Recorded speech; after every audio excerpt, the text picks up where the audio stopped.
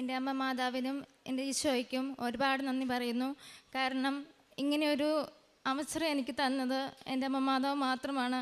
ഞാൻ ഒരുപാട് ആഗ്രഹിച്ച ശേഷമാണ് എനിക്കിങ്ങനെയൊരു സാക്ഷ്യം പറയാനൊരു അവസരം കിട്ടിയത്. എൻ്റെ പേര് മേബിൾ മാത്യു. ഇത് എൻ്റെ മമ്മി ജെസ്സി. ഞങ്ങൾ ഇടുക്കി ജില്ലയിൽ നിന്ന് വരുന്നു. 2023 സെപ്റ്റംബർ മാസം 9-ാം തീയതിയാണ് ഞങ്ങൾ ആദ്യമായിട്ട് ഇവിടെ വരുന്നതും ഉടമ്പടി എടുക്കുന്നതും. അതിനുണ്ടായ കാരണം, എനിക്ക് സോറിയാസിൻ്റെ ഒരു അസുഖം ഉണ്ടായിരുന്നു. 2 വർഷത്തോളമായിട്ട് അതുണ്ടായിരുന്നു. പക്ഷേ അത് സോറിയാസിസ് എന്ന രീതിയിലേക്ക് വന്നത് മനസ്സിലാക്കിയത് കുറച്ച് വൈകിയാണ്. ആദ്യം എൻ്റെ 2 കൈകളിൽ തൊലി പോകുന്ന പോലെ അങ്ങനെ ഒരു രോഗം പോലെയാണ് വന്നത്. സോപ്പ് ഉപയോഗിക്കാൻ പറ്റില്ല. സോപ്പ് ഉപയോഗിക്കാൻ ഭയങ്കരമായിട്ട് നീറുമായിരുന്നു. അപ്പോൾ സോപ്പിൻ്റെ അലർജി ആണല്ലോ എന്ന് ഓർത്തുകൊണ്ട് ഞങ്ങളത് വലിയ കാര്യമായിട്ട് എടുത്തില്ല. പിന്നെ അത് കൂടി വന്നു. ഭയങ്കരമായിട്ട് നീറ്റിൽ വന്നു. തുണിയൊന്നും വാഷ് ചെയ്യാൻ പറ്റുന്നില്ല. എനിക്ക് കുളിക്കാൻ പോലും പറ്റുന്നില്ലായിരുന്നു. കുളിക്കുന്ന സോപ്പ് പോലും ഉപയോഗിക്കാൻ പറ്റില്ലായിരുന്നു. അപ്പം ഞങ്ങൾ ആശുപത്രി ചെന്നപ്പോൾ ആശുപത്രിയിൽ ഡോക്ടർ പറഞ്ഞു, അത് സോപ്പിൻ്റെ അലർജിയാണ്, കുഴപ്പമില്ല, മാറിക്കോളും, ഞാൻ ഓയിൽമെൻറ്റ് തരാം, ഗുളിക ചൊറിച്ചിലുണ്ടെങ്കിൽ ഗുളികയും തരാമെന്ന് പറഞ്ഞു. അത് കഴിച്ചു. ഒരാഴ്ചയ്ക്കുള്ളിൽ അതങ്ങ് നല്ലപോലെ വാടി കുറഞ്ഞു. പിന്നെ വലിയ കുഴപ്പമില്ലാതെ പോയി. ശേഷം കുറച്ച് നാൾ കഴിഞ്ഞപ്പോഴത്തേക്കും പിന്നീടത് ഒന്നുകൂടെ വന്നു. പക്ഷെ പിന്നെ വന്ന രീതി എന്ന് പറഞ്ഞാൽ വളരെ വളരെ ഭയാനകമായ രീതിയിലാണ് വന്നത്. അതായത് എൻ്റെ 2 കയ്യിൽ മൊത്തം വിരലും ചൊറിഞ്ഞിട്ട് പൊട്ടി പഴുത്തു. ഞാനൊരു പെണ്ണാണ്, നിങ്ങൾക്കറിയാം. ഒരു പെൺകുട്ടിക്ക് എന്തെല്ലാം ജോലി വീട്ടുകൾ ചെയ്യാൻ പറ്റും, അതൊന്നും എനിക്ക് ചെയ്യാൻ പറ്റില്ല. എനിക്ക് മമ്മിയെ സഹായിക്കാൻ പറ്റില്ല. എനിക്ക് എൻ്റെ ഉടുപ്പ് പോലും ഇടാൻ പറ്റുന്നില്ല. എനിക്ക് തലമുടി ചെയ്യാൻ പറ്റുന്നില്ല. ഞാനൊരു തലമുടി പകുതി വെട്ടി വരെ കളഞ്ഞു. എനിക്ക് ഒരു പണി നിങ്ങളോട് എങ്ങനെ പറഞ്ഞ് എനിക്ക് അവതരിപ്പിക്കണമെന്ന് അറിയത്തില്ല. അത്രമാത്രം ഞാൻ അനുഭവിച്ചു. എൻ്റെ 2 കൈയിൽ നിറച്ചും ഈ സോറിയാസിസ് ആയിരുന്നു. ഞാൻ എന്നിട്ട് പ്രാർത്ഥിച്ചു പോയി, ദൈവമേ, ഇത് കാലയിലായിരുന്നെങ്കിലും വേണ്ടില്ലായിരുന്നു, നീ എന്തിനു ഇത് കയ്യെ തന്നോന്ന് വരെ ഞാൻ ആലോചിച്ച് പറഞ്ഞു പോയി. എനിക്ക് സഹിക്കാൻ പറ്റിയില്ല. കാരണം അത്രയ്ക്കും നീരായിരുന്നു എൻ്റെ കൈ നിറച്ചും. അതായത് എൻ്റെ കൈക്ക് തന്നെ ഒരു 2 കിലോ വെയിറ്റിൽ വരെ ആ നീരുണ്ടായിരുന്നു. എന്നിട്ട് എനിക്ക് എൻ്റെ വിരൽ മടക്കാൻ പറ്റുന്നില്ല, വിരൽ നൂർക്കാൻ പറ്റുന്നില്ല. ഇങ്ങനത്തെ ഒരു അവസ്ഥയായിരുന്നു. ഇങ്ങനെ തന്നെ ഇരിക്കുമായിരുന്നു എൻ്റെ കൈ. ഒരിക്കലും എൻ്റെ ഈ കൈ തിരിച്ചു കിട്ടില്ലെന്നാണ് ഞാൻ വിചാരിച്ചിരുന്നത്. അത്രത്തോളം ഞാൻ വേദന അനുഭവിച്ചു. ഒരിക്കലും ആരോടും പറഞ്ഞ് മനസ്സിലാക്കാൻ പറ്റാത്തത്ര വേദന. ഞാൻ ഉടമ്പടി എടുത്തു. 2023 സെപ്റ്റംബർ 9 വന്ന് ഉടമ്പടി എടുത്ത് ഞാൻ വിശ്വാസത്തോടെ തന്നെ പ്രാർത്ഥിച്ചു. എനിക്ക് നല്ല വിശ്വാസം ഉണ്ടായിരുന്നു. എങ്ങനെയായാലും എൻ്റെ മാധവനെ മാത്രം സുഖപ്പെടുത്താൻ പറ്റുള്ളൂ. മാതാവ് ഈശോ എൻ്റെ പ്രാർത്ഥന കേട്ട് സുഖപ്പെടുത്തും. എനിക്ക് നല്ല വിശ്വാസം ഉണ്ടായിരുന്നു. കാരണം കൃപാസനത്തിലെ ഓരോ സാക്ഷ്യവും ഞാൻ കേൾക്കുമായിരുന്നു. എൻ്റെ ജീവിത സാഹചര്യങ്ങളോട് ചേർന്ന് നിൽക്കുന്ന സാക്ഷ്യങ്ങൾ, സാധാരണക്കാരുടെ സാക്ഷ്യങ്ങളാണേലും അതെല്ലാം ഞാൻ വളരെ ഭക്തിയോടെ കേൾക്കുമായിരുന്നു. എനിക്ക് ഉടമ്പടി എടുത്ത്, പക്ഷെ ഞാൻ ഉടമ്പടി കറക്റ്റ് ചെയ്തോന്ന് ചോദിച്ചാൽ എനിക്ക് ആദ്യത്തെ ആ ഒരു 3 മാസം ശരിക്കും പറഞ്ഞാൽ ഞാൻ കാരുണ്യപ്രവൃത്തികൾ ചെയ്തില്ല, പള്ളിയിൽ പോയില്ല. അപ്പം ഞാൻ ഓർത്തുകൊണ്ടിരുന്നത് എനിക്ക് കൈക്ക് വയ്യല്ലോ, ഞാൻ അപ്പം എങ്ങനെ ചെയ്യും, ഇങ്ങനൊരു വിചാരത്തിൽ ഞാനിരുന്നേ. പക്ഷേ അങ്ങനെയല്ലായിരുന്നു ചെയ്യേണ്ടതെന്ന് അച്ഛൻ ഓരോ ക്ലാസ്സിലും പറയുന്നുണ്ട്. ഉടമ്പടി ക്ലാസ്സിൽ അച്ഛൻ പറയുന്നുണ്ട്, നമ്മൾ ചെയ്യണം. അതായത് അവൻ പറയുന്ന പോലെ ചെയ്യുക എന്നാണ് ഇതിൻ്റെ മെയിൻ കണ്ടൻറ്റ്, ഉടമ്പടിയുടെ മെയിൻ കണ്ടൻറ്റ്. അപ്പം ഞാൻ ഒരു രോഗിയായെന്ന് പറഞ്ഞുകൊണ്ട് ഇരുന്നിട്ട് ഒരു കാര്യമില്ല. ദൈവം എന്നിലൂടെയാണ് ആഗ്രഹിക്കുന്നത്, ഞാനാണ് ചെയ്യേണ്ടത്. അപ്പം ഞാൻ എൻ്റെ 1ാമത്തെ ഉടമ്പടി പുതുക്കി കഴിഞ്ഞാൽ, ആദ്യത്തെ തവണ പുതുക്കി കഴിഞ്ഞ് ഇവിടെ വന്നതിന് ശേഷം പുതുക്കി കഴിഞ്ഞ് പോയപ്പോൾ ഞാനൊരു തീരുമാനം എടുത്തു, എന്തായാലും ഞാൻ ചെയ്യും, ഞാൻ പള്ളിയിൽ പോവും, ഞാൻ എൻ്റെ കൈക്ക് വയ്യെങ്കിലും ഞാൻ എന്നെക്കൊണ്ട് ചെയ്യാൻ പറ്റുന്ന കാരുണ്യപ്രവൃത്തികളെല്ലാം ചെയ്യും. അപ്പോൾ ഞാൻ എല്ലാ ആഴ്ചത്തോറുമുള്ള എല്ലാ കാരുണ്യപ്രവൃത്തിയും വളരെ ഭംഗിയായിട്ട് എന്നെക്കൊണ്ട് പറ്റുന്ന മാക്സിമം വളരെ ഭംഗിയായിട്ട് ചെയ്തു. ഞാൻ പൊതിച്ചോറ് ഞങ്ങൾ മെഡിക്കൽ കോളേജിൽ പോയി കൊടുക്കുമായിരുന്നു ചെയ്ത്, അത് വാങ്ങിച്ചു കൊടുക്കുമായിരുന്നു ചെയ്ത്. കാരണം ഞങ്ങൾ വീടിൽ നിന്ന് കുറേ അകലെയാണ് മെഡിക്കൽ കോളേജ്. അപ്പോൾ അവിടെ വരെ പോയി രാവിലെ ചോറ് കെട്ടി പോയാൽ പോലെ ചോറ് നല്ലപോലെ തണുത്തു. അതുകൊണ്ട് ഞങ്ങൾ അവർക്ക് ചൂട് ചോറ് അവർ ആഗ്രഹിച്ചിരിക്കുന്നവരായിരുന്നു. അപ്പം ഞങ്ങളത് ചോറ് കൊണ്ട് കൊടുക്കുമ്പോൾ അവർക്ക് ഭയങ്കര സന്തോഷമായിരുന്നു. അപ്പോൾ എൻ്റെ കൈ കൊണ്ട് തന്നെ, എൻ്റെ വയ്യാത്ത കൈ കൊണ്ട് തന്നെ ഞാൻ ചുമന്ന് അത് കൊണ്ട് കൊടുത്തുകൊണ്ടിരുന്നു. എൻ്റെ കൂടെ എൻ്റെ പപ്പായും മമ്മിയും എൻ്റെ ചേട്ടായും വരുമായിരുന്നു.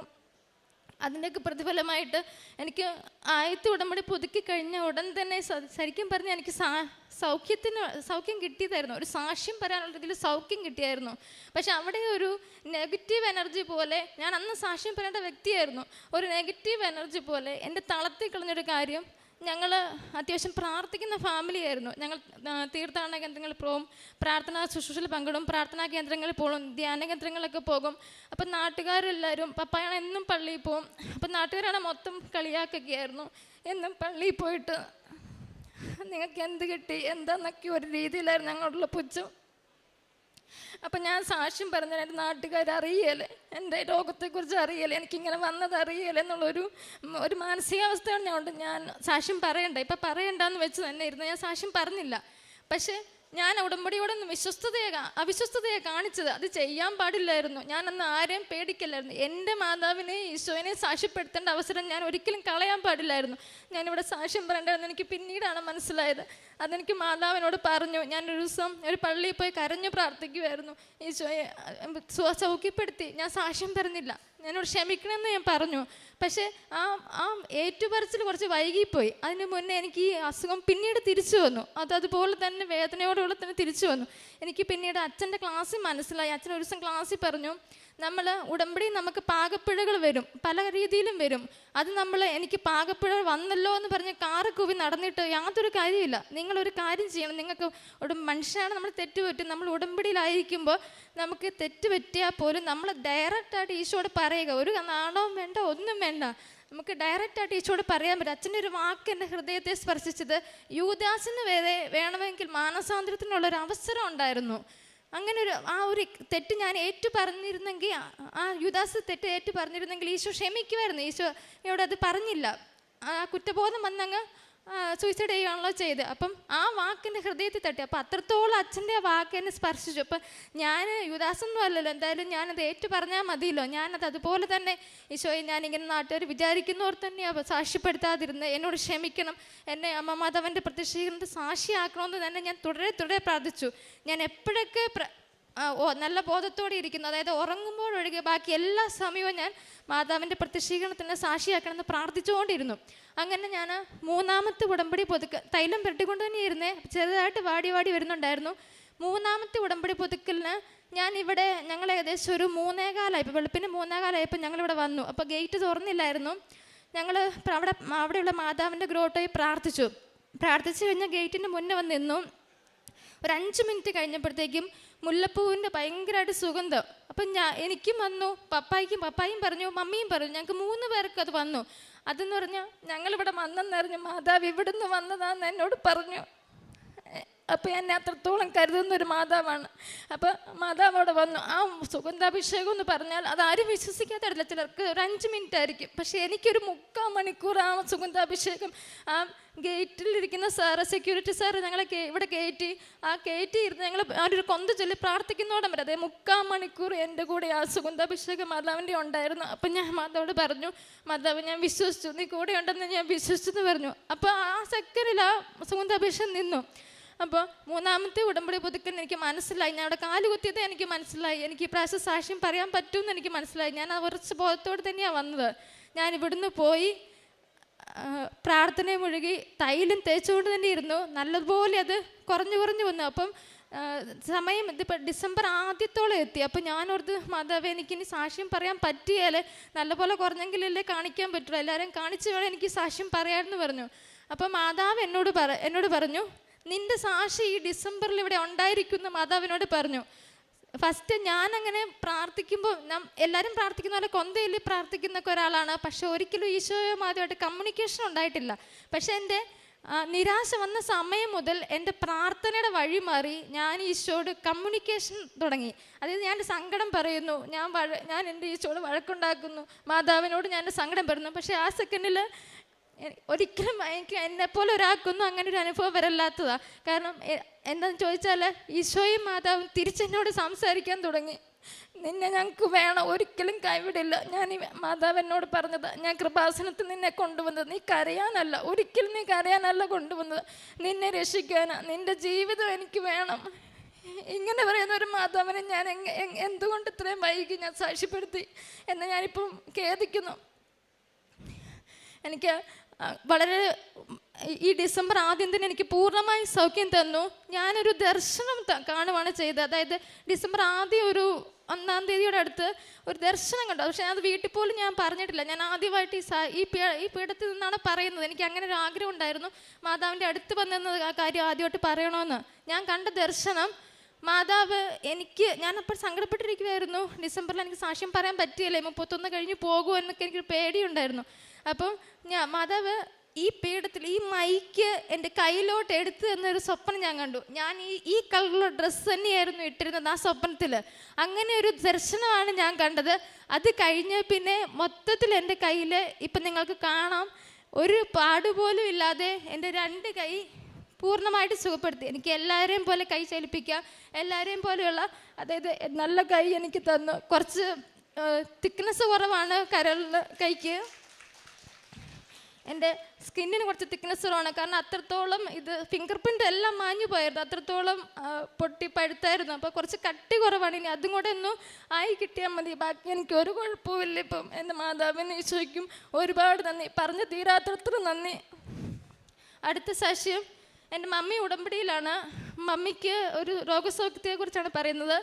മമ്മിക്ക് 2 വർഷമായിട്ട് കാലിൽ വെരിക്കോസ് വെയിൻ്റെ രോഗം ഉണ്ടായിരുന്നു. അത് ആദ്യം കുഴപ്പമില്ല, ഞരമ്പിങ്ങനെ തടിച്ച് വരുന്നേ ഉള്ളായിരുന്നുള്ളൂ. പിന്നീട് അത് പൊട്ടിയിട്ട് പഴുത്തു. അപ്പം ഞാൻ ഓർത്തു, എനിക്കും അസുഖം, മമ്മിക്കും അസുഖം, മമ്മി കിടന്നു പോയി ഞങ്ങൾ എന്ത് ചെയ്യും?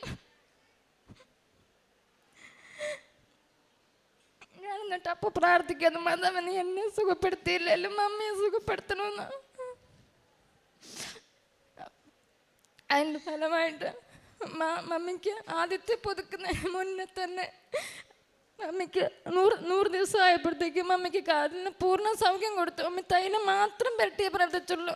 ഹോസ്പിറ്റലിൽ പോയപ്പോൾ ഡോക്ടർ പറഞ്ഞായിരുന്നു, ഈ കാര്യത്തിന് ലോകത്ത് ഒരിടത്തും മരുന്നില്ല, വേണമെങ്കിൽ സർജറി ചെയ്യാം, പക്ഷെ അത് ചിലരുടെ ഞരമ്പിൻ്റെ അവസ്ഥ പോലിരിക്കും, ചിലർക്ക് ചലനശേഷിയൊക്കെ നഷ്ടപ്പെട്ടു. ഈ അസുഖത്തിന് ഒരിക്കലും മരുന്നില്ല, ഒരിടത്തും മരുന്നില്ലെന്ന് പറഞ്ഞു വിട്ടതായിരുന്നു. ജസ്റ്റ് ക്ലീൻ ചെയ്ത് മാത്രമേ മമ്മി വിടുള്ളായിരുന്നു. അതുപോലെ പൊട്ടിപ്പഴുത്തായിരുന്നു.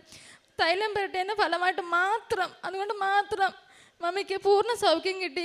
ഈ കാര്യം മമ്മിയുടെ വീട്ടുകാർക്ക് പോലും അറിയത്തില്ല. ഞങ്ങൾക്ക് 4 പേർക്കും അല്ലാതെ, എനിക്കും പപ്പായ്ക്കും മമ്മിക്കും ചേട്ടായിക്കും അല്ലാതെ ഞങ്ങൾക്ക് വേറെ ആർക്കും മമ്മിയുടെ അസുഖത്തെക്കുറിച്ച് അറിയത്തില്ലായിരുന്നു. കാരണം അത് പറഞ്ഞാൽ ഞങ്ങളെ നാട്ടുകാർ മുഴുവൻ കളിയാക്കും, നിങ്ങൾ പ്രാർത്ഥിക്കുന്നവരല്ലേ, പള്ളിയിൽ പോകുന്നവരല്ലേ, എന്നിട്ട് എന്താ നിങ്ങൾക്ക് മാത്രം ഇങ്ങനെ, ഞങ്ങൾക്കൊരു ഗതിയില്ലാത്തതൊക്കെ പറഞ്ഞ് നാട്ടുകാർ ഞങ്ങൾ അത്രത്തോളം കളിയാക്കുന്നുണ്ടായിരുന്നു. പക്ഷേ ഞാൻ ഇങ്ങനെ പറഞ്ഞ് പ്രാർത്ഥിച്ച സമയത്ത് എന്നോട് ഈശോ പറഞ്ഞു, അവരെ അല്ലല്ലോ ഞാൻ സെലക്ട് ചെയ്ത്, നിന്നെയല്ലേ സെലക്ട് ചെയ്ത്, കളിയാക്കുന്ന അവർക്കല്ലല്ലോ കൃപാസനത്തിൽ വരാൻ പറ്റിയത്, നിന്നെയല്ലേ വരുത്തിയത്. ഇത്രത്തോളം എന്നെ സ്നേഹിക്കുന്നൊരു ഈശോയ്ക്കും മാതാവിനും കൂടി നന്ദി പറയുന്നു. പിന്നെ ആത്മീയമായിട്ട് ഞാൻ ആദ്യം പ്രാർത്ഥിക്കുകയൊക്കെ ചെയ്യുമായിരുന്നു. പിന്നീട് കൊന്ത ചെല്ലുന്ന അത് എണ്ണം കൂടി. എനിക്ക് എത്രത്തോളം കൊന്ത ചെല്ലാൻ പറ്റുമോ അത്രത്തോളം ഞാൻ കൊന്തലി മാതാവിനെടുത്തു. കാരണം എൻ്റെ അജ്ഞതയുടെ കാലഘട്ടത്തിൽ ഞാൻ മാതാവിനെ ഉപേക്ഷിച്ച ഒരാളാണ്. കാരണം ഒരുപാട് രോഗാവസ്ഥയിലും പീഡാവസ്ഥയിലൊക്കെ വന്നപ്പം ഒരു കോളേജിലൊക്കെ പഠിക്കുന്ന സമയത്ത് മാതാവും ഈശോയും വേണ്ടാന്നൊക്കെ രീതിയിൽ ഞാൻ ചിന്തിച്ചു പോയൊരു വ്യക്തിയായിരുന്നു. കാരണം സഹനങ്ങൾ വന്ന് മറ്റുള്ളവരുടെ കളിയാക്കുകളൊക്കെ വരുന്നത് കൊണ്ട്. പക്ഷേ ആ മാതാവ് ഉള്ളത് കൊണ്ടാണ് എന്നെ കൃപാസനത്തിൽ എത്തിച്ചത്. അത് ഞാൻ ഇവിടെ ലോകത്തോട് വിളിച്ചു വരുന്നത്. എൻ്റെ കൂടെ മാതാവ് ഉള്ളതുകൊണ്ടാണ് എന്നെ കൃപാസനത്തിൽ എത്തിച്ചത്. മറ്റൊരു വഴിക്കുമല്ല ഞാൻ വന്നത്. എങ്ങനെ ഞങ്ങൾ കൃപാസനത്തെക്കുറിച്ച് അറിഞ്ഞു ചോദിച്ചാൽ അതിന് ഉത്തരവില്ല. ഞങ്ങൾ സാക്ഷ്യത്തോടെ അല്ല വരുന്നത്. എനിക്കൊരാൾ ഒരു പത്രം പോലും തന്നിട്ടില്ല. പക്ഷെ ഞങ്ങൾ എങ്ങനെ ഇവിടെ എത്തിയെന്ന് അറിയത്തില്ല. കൃപാസനത്തെക്കുറിച്ച് എങ്ങനെ ഞങ്ങൾ അറിഞ്ഞെന്ന് അറിയത്തില്ല. മാതാവ് ഞങ്ങൾ എത്തിച്ചതാണ് ഇവിടെ. മമ്മി ഒരു വാക്ക് നന്ദി പറയാൻ നേർന്നിരുന്നു. മമ്മിയുടെ കൊടുക്കാം. എന്നെ സുഖപ്പെടുത്തിയ എൻ്റെ അമ്മ മാതാവിനും ഈശോയ്ക്കും 1000 കോടി നന്ദി രേഖപ്പെടുത്തുന്നു.